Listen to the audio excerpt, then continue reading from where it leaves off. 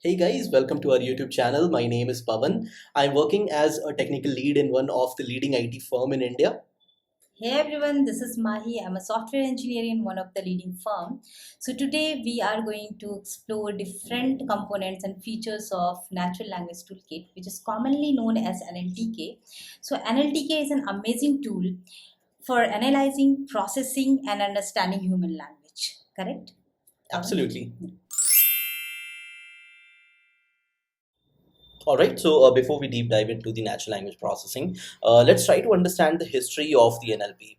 So basically, the origin of the NLP can be traced back in the mid of 20th century, where the researchers began to explore, the way to teach their computers to understand and process the human language. Yeah, I studied that. In 1954, Georgetown IBM experiment was held and computer has successfully translated Russian language to English, right?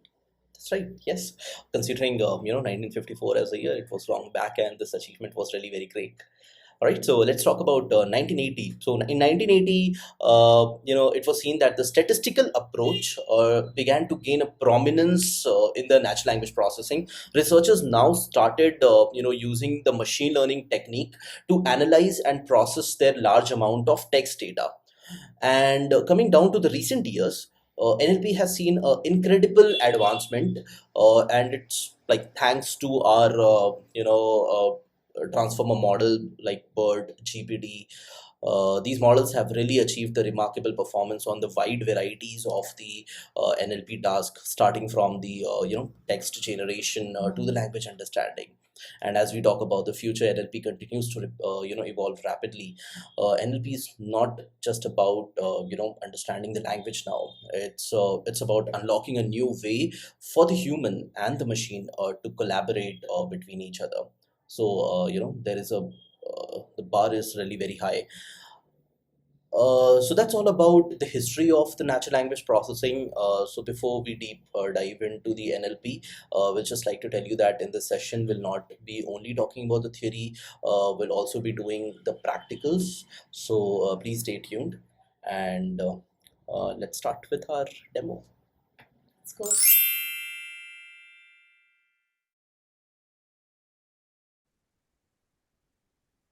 Hello guys. So let's try to understand that what exactly tokenization is. So tokenization is a process of breaking down the text into these smaller units, such as words or the sentences. So NLTK, provides the some of the inbuilt functions, which is going to help you to do the tokenization. Right. So let's quickly jump into the code. So I'll be using Jupyter Notebook as my IDE, or you can use any different IDs available, and it's not going to make any difference Okay, basically. great. All right, so let's try to import some of the dependencies there. So before I'm importing the NLTK, so NLTK is one of the dependency, to do the tokenization. So in case if you're using a Jupyter Notebook, then you may not have to download the NLTK because these libraries are already installed there in Jupyter Notebook or in the Google Colapse. But if you do see any kind of the error, then you can always first install NLTK, okay, using pip install NLTK, and then you can proceed with it. But in case if you're using Visual Studio or any different IDs which are installed locally, then you may have to first install the NLTK. Okay. So after installing the NLTK, you have to first import the NLTK library, and then next, let's try to run this. Next is that I'll be calling corpus. So, what is corpus, Pavan? Yeah. So, what corpus is that it is a combination of or a collection of a text in the data set. Okay. So, so how it works is like maybe if you have a set of sentences or a full paragraphs which are there. Okay. So they call it as a corpus in the NLTK library, which is feeded into the data set. Maybe you can take an example of any different books which is available there in the market, maybe like Julius Caesar or or Emma Austen or any different books which are there in the market, and All these are nothing but just a collection of the text, and it is called as the corpus there in the NLTK. Okay. All right, so I'm importing NLTK.corpus, and then I'm importing the Gutenberg. What is Gutenberg? Gutenberg is one of the corpus which is available there in the NLTK, and I'll be using this corpus for the demonstration purpose.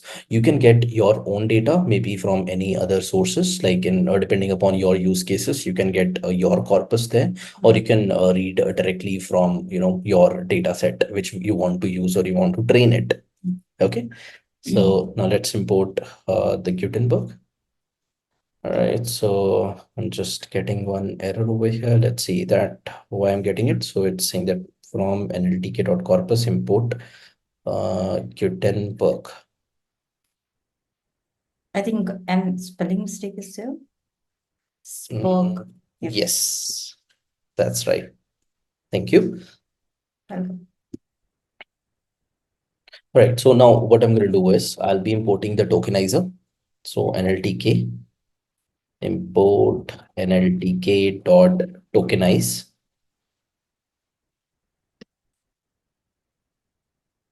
So I just need to mention from NLTK.tokenize import send tokenize and word tokenize. Okay, so you may have a question that what is sentence tokenizer and a word tokenizer. So it's very self-explanatory that any of the corpus, this particular function or a library can really break it into the different sentences. Also, the word tokenizer is going to break it into different words. So, for example, in case if I take one paragraph which says that what is your favorite color, and my favorite color is blue, then the word tokenizer is just going to break it into a different word, and the sentence tokenizer is going to break it into two different sentences. Okay, so basically you mean like first index will contain what is my favorite color, and the second index will contain my favorite color is blue, right? That's right. That's right. Okay. Yes. So now we'll try to download, some of the important dependencies there. So which is NLTK dot download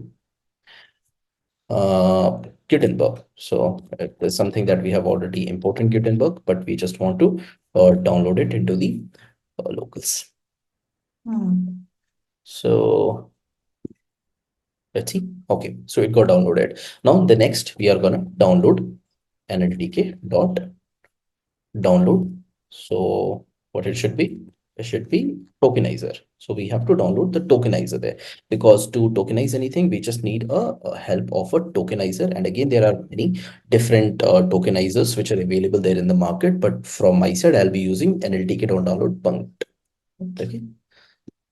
So it has some predefined set of rules which is there in this tokenizer, which is going to help us to do the sentence tokenization and the word tokenization. Okay, now let's try to create a library.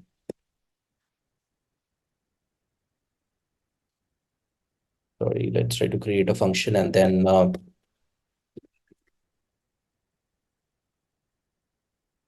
see that what are the different data which are, or what are the different books which are available there in the Gutenberg. Maybe I'll take it as the next line. The first line, I'll just try to print that what are the different books which is there in the Gutenberg library. So NLTK dot corpus dot Gutenberg dot file IDs. Okay, so this is just going to give me returns list of books in Gutenberg.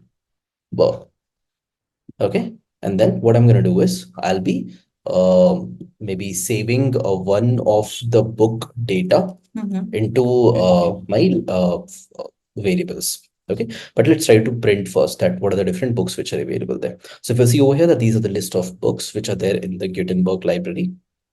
Okay, now let's try to work on any one of the book which is there. So maybe we'll try to work on Austin-Emma.txt.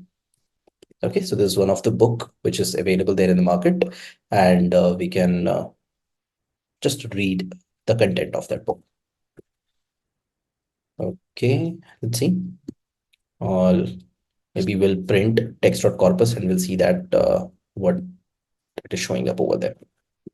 Okay, so what I'm doing is I'm just reading the book austin.emma.txt And it will and extract the book names, like book whatever books details. is Yes, available. yes, it is going to extract the book details. Okay. Okay, so if you see over here that it has extracted all the detail which is there in this book, right? Now we can start working on this data set. Okay, so till now we were just trying to download the dependencies and we're trying to get the data set by which we can do the sentence tokenization and the word tokenization. Okay, now let's move into the tokenization topic. Okay, so now the calling of the sentence tokenizer and the word tokenizer is really very easy. So maybe we'll just try that.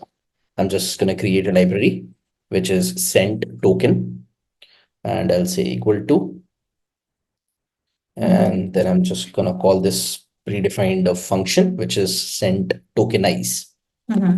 So please don't get confused with send token and send tokenize. Send token is my variable which I have created it, and send tokenize is a function. Okay, which is a predefined function which is created by the NLTK. Thanks for explaining. Okay, so text corpus.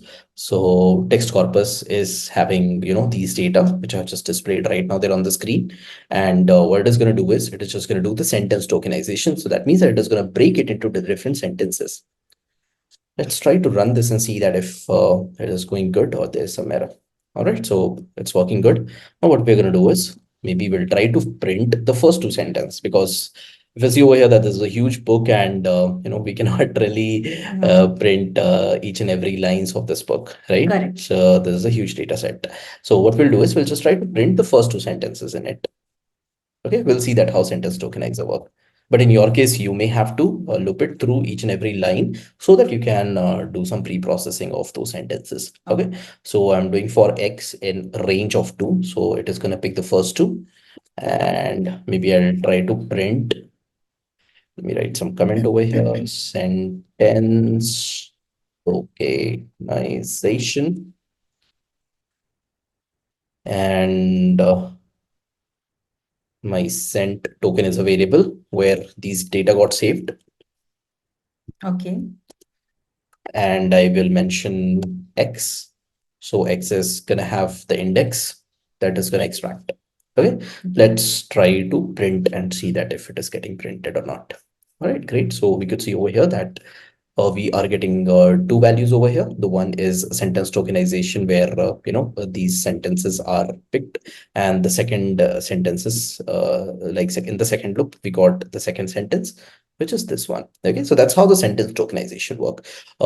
You can use it there in your use cases, uh, and you can do a kind of a pre-processing with it. So there are different it can be used in many different scenarios. Maybe you can just break it into different sentences, or it is going to help you where somebody has written a paragraph but they have not followed a proper format, or there is some issues, they have not put the full stop or comma or something like that, and then it is just not making much sense to the sentence or a paragraph. Then in that situation you can do a sentence tokenization, and you can break it into the different part, and then you can try to do the pre-processing, or you can remove some unnecessary information which is not required for a model. Okay, so you can do a pre-processing of a data using a sentence tokenization. Similar use will be there for the word tokenization as well. Okay, so how we're going to do the word tokenization? It's again very easy. So word token. So that's the variable that I'm going to create, and I'm going to call the function which is word tokenize. And then there's a text corpus, which is the variable that I have created where the data is basically saved. Austin Emma book data is saved. And another thing is just like we have to print it. So we'll not use a loop over here today in this one, and we'll just try to print the first 30 words because there's a word tokenizer, right? Okay. So let's try to print the word first 30 words from the token All right, let's try to print and see that if we are getting the data. Right, so if you see over here that we are getting the data, yes. So that's all about the tokenization. So as I said, that it is a very important functionality that NLTK provides, and in almost all the NLP tasks that you're doing, you may have to use the tokenization there in your use case. And you can always, use any different tokenizers which are available there in the market. But in this demo, I've just demonstrated you with the corpus as Gutenberg and the tokenizer as Plunked. Plunked, sorry. Yes. All right, so that's about the tokenization, and then in the next session, we will be talking about the limitization and stemming. Thank you. Hey guys, so that's all about the tokenization today. So in our upcoming video, we'll be talking about limitization, stemming, POS, and many different components of the NLP in NLTK. So please don't forget to like, Subscribe, and share.